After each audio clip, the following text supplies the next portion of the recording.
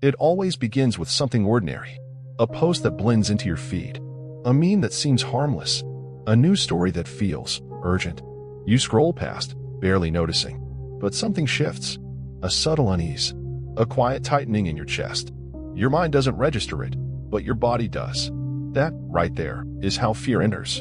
Not with a scream, but with a whisper. Fear speech is not loud.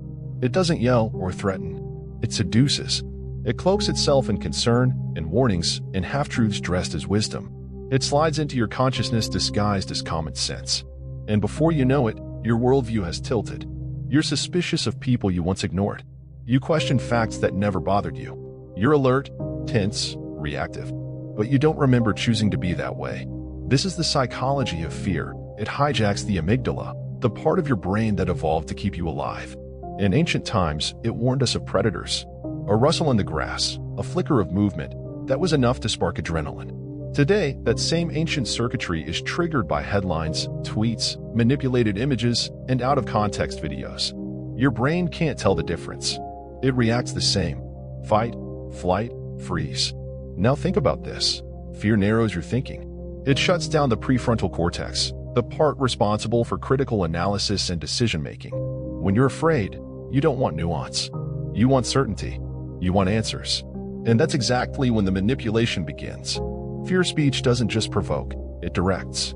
It tells you who to blame, what to believe, where to look, and you follow because it feels safer than standing in the unknown. This is why fear spreads so fast online, because it offers clarity in a world that feels chaotic. It gives you a story, a villain, a threat, a cause. And once you accept that story, your brain starts filtering reality to support it. Confirmation bias takes over. You only see what reinforces the fear. Everything else feels suspicious or false. And here's where it gets darker. The platforms you use, they know this. The algorithm isn't evil, but it's built to prioritize what keeps you engaged. And fear is sticky. You're more likely to watch, click, comment, and share when you're afraid. That's not a theory. That's behavioral psychology. That's data. Every second you spend caught in fear's grip is a second that profits someone else. You don't notice it happening. That's the brilliance of it. The post didn't scream. The comment didn't shout.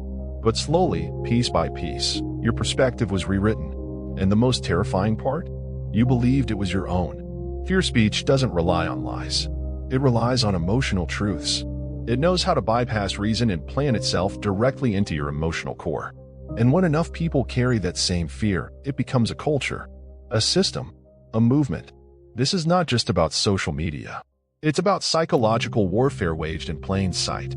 A manipulation of instincts so deep, most people never see it. But you can, if you slow down, if you question what grips you, if you notice the difference between a warning and a weapon. You were never supposed to live in a state of constant threat.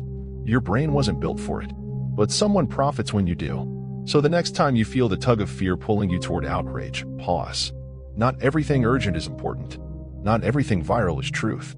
And not every thought that feels real belongs to you. If this made you think differently, even for a second, leave a comment below about the tactics you've noticed online. Like this video, share it with someone caught in the algorithm's loop, and subscribe with the bell on, because here on Subject 29, we don't just scroll, we see.